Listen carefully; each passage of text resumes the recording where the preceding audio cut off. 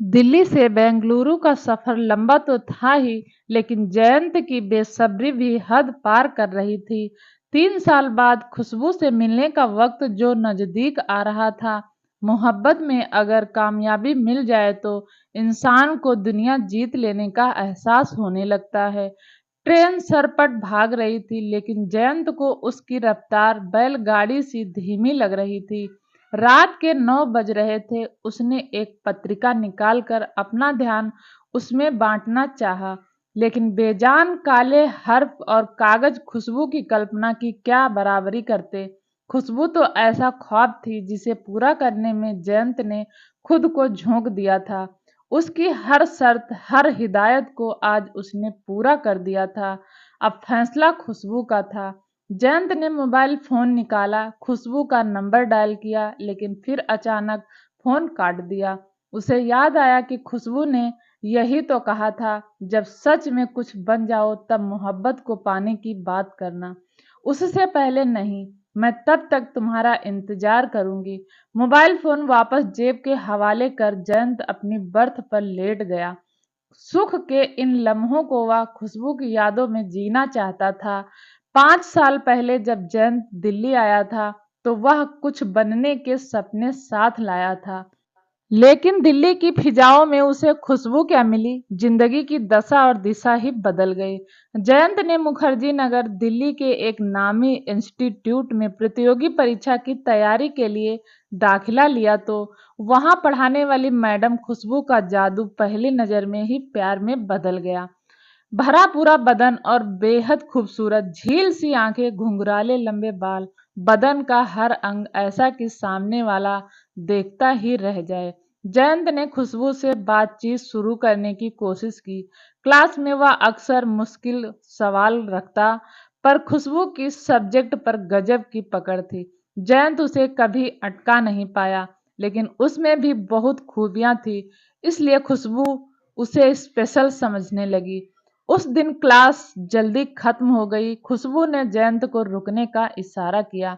थोड़ी देर बाद वे दोनों एक कॉफी हाउस में थे और वहां कहीं अनकही बहुत सी बातें हो गई। नजदीकियां बढ़ने लगी तो समय पंख लगाकर उड़ने लगा। एक दिन मौका देखकर जयंत ने खुशबू को प्रपोज भी कर दिया, लेकिन खुशबू ने वैसा जवाब नहीं दिया जैसे जयंत को उम्मीद थी। खुशबू की बहन की शादी थी, उसने जयंत को न्योता दिया, तो जयंत भला ऐसा मौका क्यों छोड़ता। काफी अच्छा आयोजन था, लेकिन जयंत को इस सब में ज्यादा दिलचस्पी नहीं थी। दकियानूसी रस्में रात भर चलने वाली थी, इसलिए जयंत मेहमानों के रुकने वाले हॉल में जाकर सो गया। लोगों की आवाजें वहां भी आ रही थी, सब बाहर मंडप में थे। रात में अचानक किसी की छुअन की गर्माहट से जयंत की नींद खुली। हॉल की लाइट बंद थी, लेकिन अपनी चादर में लड़की की छुअन वह अंधेरे में भी पहचान गया था। खुशबू इस तरह उसके साथ, ऐसा सोचना भी मुश्किल था, लेकिन अपने प्यार को इतना करीब पाकर कौन मर्द अपने आप पर कंट्रोल रख सकता है। चंद लम्हों में वे दोनों एक दूसरे में समा जाने को बेताब होने लगे। खुशबू के चुंबनों ने जयंत को मदहोश कर दिया। अपने करीब खुशबू को पाकर उसे जैसे जन्नत मिल गई। तूफान थमा तो खुशबू वापस शादी की रस्मों में शामिल हो गई और जयंत उसकी खुशबू में डूबा रहा। कुछ दिन बाद ऐसा ही एक और वाकया हुआ। तेज बारिश थी। मंडी हाउस से गुजरते समय जयंत ने खुशबू को रोड पर खड़ा पाया। जयंत ने फौरन उसके नजदीक पहुंचकर अपनी मोटरसाइकिल रोकी। दोनों उस पर सवार होकर इंडिया गेट की ओर निकल गए। खुशबू को रोमांचक जिंदगी पसंद थी, इसलिए वह इस मौके को लुत्फ उठाना चाहती थी। बारिश का मजा रोमांच में बदल रहा था। प्यार में सराबोर वे घंटों सड़कों पर घूमते रहे। जयंत और खुशबू की कहानी ऐसे ही आगे बढ़ती रही कि तभी अचानक इस कहानी में एक मोड़ आया। खुशबू ने जयंत को ग्रैंड होटल में बुलाया। डिनर की यह पार्टी अब तक की सब पार्टियों से अलग थी। खुशबू की खूबसूरती आज जानलेवा महसूस हो रही थी। आज तुम्हारे लिए स्पेशल ट्रीट जयंत, मुस्कुराकर खुशबू ने कहा। किस खुशी में, जयंत ने पूछा। मुझे नई नौकरी मिल गई है बेंगलुरु में, असिस्टेंट प्रोफेसर की। जयंत का दिल टूट गया था। खुशबू को सरकारी नौकरी मिल गई थी, इसका मतलब उसकी जुदाई भी तय थी। जयंत ने दुखी लहजे में खुशबू को उसकी जुदाई का दर्द कह सुनाया। खुशबू ने मुस्कुराते हुए कहा, वादा करो तुम पहले कंपटीशन पास करोगे, नौकरी मिलने के बाद ही मुझसे मिलने आओगे। उससे पहले कहीं ना मुझे फोन करोगे और ना ही चैट। मैं तुम्हारी टीचर रही हूँ, इसलिए मुझे यह गिफ्ट दोगे। फिर हम शादी करेंगे, एक नई जिंदगी, एक नई प्रेम कहानी। मैं तुम्हारा इंतजार करूंगी। 3 साल का समय बस तुम्हारी यादों के सहारे निकालूंगी।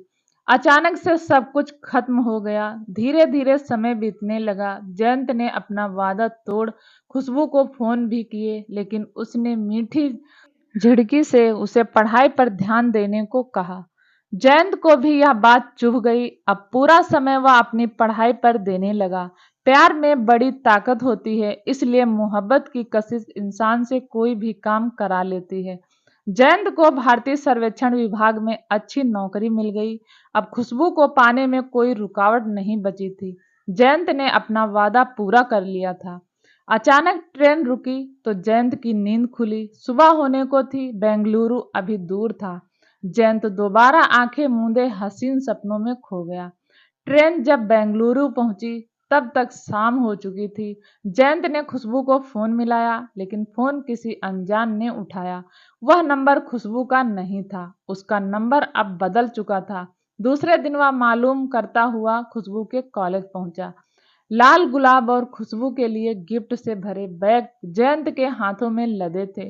वैसे भी जयंत को खुशबू को उपहार देने में बड़ा सुकून मिलता था। अपनी पॉकेट मनी बचा बचा कर वह उसके लिए छोटे छोटे गिफ्ट लाता था, जिन्हें पाकर खुशबू बहुत खुश होती थी। खुशी से लवरेज जयंत कॉलेज गया। खुशबू के रूम में पहुंचा तो जयंत को देख वह उछल पड़ी। मिठाई का डब्बा आगे कर जयंत ने उसे खुश खबरी सुनाई। खुशबू ने एक टुकड़ा मुंह में रखा और जयंत को शुभकामनाएं दी। जयंत में सब्र कहाँ था, उसने आगे बढ़ उसका हाथ थामा और चुंबन रसीद कर दिया। प्लीज जयंत, यह सब नहीं, प्लीज रुक जाओ। अचानक खुशबू ने सख्त लहजे में जयंत को टोकते हुए रोका। लेकिन यार, अब तो मैंने अपना वादा पूरा कर दिया, तुमसे मेरी शादी। निराश जयंत ने पूछा। सॉरी जयंत, प्लीज, मैंने शादी कर ली है। अब वे सब बातें तुम भूल जाओ। क्या भूल जाऊं मतलब? जयंत उसे घूरते हुए बोला। हाँ, मुझे भूलना होगा, मुस्कुराते हुए खुशबू बोली। वे सब मजाक की बातें थी, 3 साल पहले कही गई बातें। क्या अब इतने दिन बाद? तुम्हें तो मुझ से भी अच्छी लड़कियां मिलेंगी, मुस्कुराते हुए खुशबू बोली। जयंत उल्टे पैर लौट पड़ा। लाल गुलाब उसके भारी कदमों के नीचे कुचल रहे थे। मजाक की बातें शायद 3 साल में खत्म हो जाती हैं, माने खो देती हैं। जयंत समझने की नाकाम कोशिश करने लगा। कहानी कैसी लगी? अगर अच्छी लगी हो तो प्लीज़ चैनल को सब्सक्राइब जरूर करें और कहानी सुनने के लिए आपका बहुत बहुत धन्यवाद।